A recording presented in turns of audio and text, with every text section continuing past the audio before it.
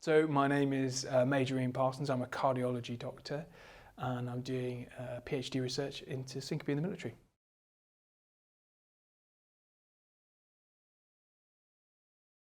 Well, it's probably very much dependent on where it's happening, the syncope in itself. But having said that, we do put our people in positions where syncope is much more common, no matter where they are. So whether or not they're standing on parade or on an operational deployment, we are predisposing them to syncope. We're putting them in situations that precipitate syncope. And so the challenge is being able to sort of manage that in an occupational setting. So firstly, it's being sure of the diagnosis and being safe for the patient so that you're happy for them to be able to continue in their role, because often, we're sending these people out to go and fight in wars. And also to try and, mostly what my research has been looking at is to try and prevent syncope from happening in the first place, to try and buttress them physiologically before we actually send them out on a parade or send them out on operational deployment. And so some of the stuff that we're sort of looking into is giving them oral plasma volume expanders, so things to be able to increase the amount of water in the blood, which improves their orthostatic tolerance.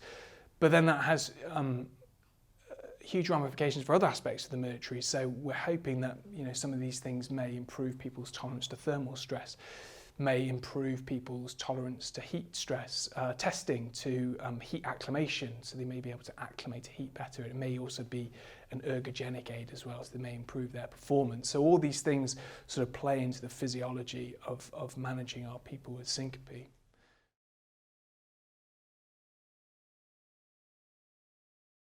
So there's sort of three facets that we're particularly interested in terms of syncope in the military, and these are the sort of map to the sort of stresses that we think we put our people under. So we make them exercise, we make them stand up for prolonged periods of time, and we also put them under heat stress because we send them to places where it's hot and we make them wear hot uniforms on hot days, and these all interplay with each other. So they often all combine in one. So we make them exercise, and then in the heat, we produce more heat by them exercising, and then we make them stand up for prolonged periods of time. So this is just part and parcel of being in the military and the role that you're doing as you are in the military. So the research we're doing is largely mapped to these things. And we've sort of specifically focused on each area in some respects. So if we take exercise as one, so there's a condition called post-exertional syncope. It's not that common, but if you were to sort of go to the London Marathon, you'll find that people will run for 2.5 hours, they'll finish the race, they'll feel great, and then they'll collapse. And that's a very common thing that you find. That appears to be mediated, at least in some part, by a histamine release based on some work done over in Oregon by a particular group. We've done a study which has tried to test that in an actual marathon race afterwards to look at sort of histamine levels, and we looked at lots of other measures of preload and before and after, and body composition measures. So analysing that data now, we'll see what comes of it. So that's sort of the post-exertional syncope part. From the thermal stress part, so we know that when you acclimatise to heat, so you go to a hot place and you are exposed to heat, you exercise in the heat, your body makes certain physiological changes to be able to cope with that. And you take on much more water. Your tolerance to the heat is much better, so you can go out and work in the heat and seem to suffer it less. Just mentally, your tolerance to the heat is much better. Your heart rate drops, the amount of water in your blood increases, your sweat concentration becomes much less concentrated, and you sweat much more. So you produce a lot more sweat, but it's a lot less concentrated, so you hold on to that salt. Now, a lot of these things you can map to the sort of syncope population as well, which may have a beneficial effect. So it improves the cardiovascular stability, and you're taking on that extra plasma volume. So you're providing more of a buttress so that the body, the brain, doesn't hit that syncope reflex and cause people to faint. And so we've sort of done some work up in Leeds using heat acclimation. So heat acclimatization is something you do naturally when you fly off to Saudi Arabia or somewhere else. Heat acclimation is something you do controlled in a chamber so that you can sort of control all the variables. And we think that there's some changes that the heart undergoes when you heat acclimate it to make it, which we think may have a beneficial effect in syncope. So we're looking to test that later on.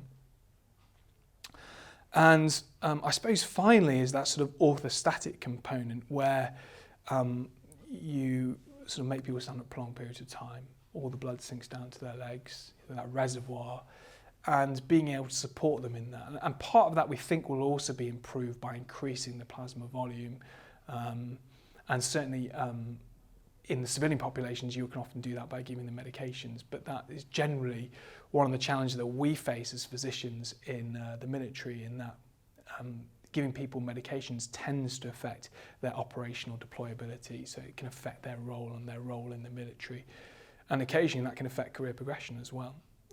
So if you're a pilot and you're not able to fly, you can't be a pilot anymore, for instance, and if you're a special forces soldier and you're reliant on medications, it's going to be very difficult for you to be able to do that role, because we don't know whether or not we're going to be able to resupply with those medications moving forward. And also it can be dangerous to take these medications in specific environments and things. So we have to absolutely understand the role of each individual soldier and what they do.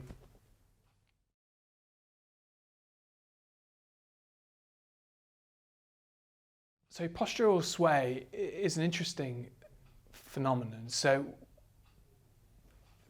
if you were to sort of tilt everyone, 100 people, you'd find that 10 or so of them who never fainted in their life would have a positive tilt test, sort of what we call a false positive. And if you give them orthostatic stress using something like lower body negative pressure, which sucks all the blood down into the legs, decreases the amount of volume going around the heart and causes people to faint, again, you find people who've never fainted before in their life, have been normal jogging along, never fainted, they have very poor orthostatic tolerance, so they just don't cope with a tilt test. They just can't cope with it at all. So what does that mean? Well, there's some evidence to say that they have sort of learnt something called sway, whether that's something innate or something that they picked up or just found that works for them, we're not really sure. But essentially, if you just sort of look at them normally standing, they rock backwards and forwards like this. And that has the effect of sort of rhythmically compressing the calf muscles to push that blood back up the veins into the right side of the heart and around the system. And there's some evidence to suggest that is a way of being able to improve your orthostatic tolerance. And so we're looking at sort of a way of being able to measure that more scientifically using accelerometers and things.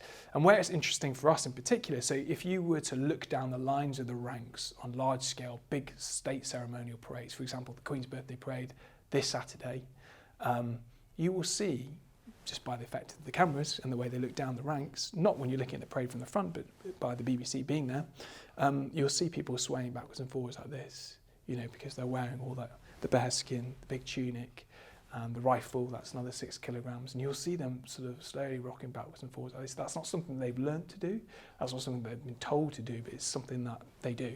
And so we want to sort of understand that a little bit better, and that may be a sort of another physical counter manoeuvre that people can do, particularly on packed tube trains when you can't sort of sit there and crouch down or do the other physical counter manoeuvres that we all know there's good randomised control trial evidence that they work. And so that's something that's interesting for us as well, particularly for that state ceremonial aspect of being in the military.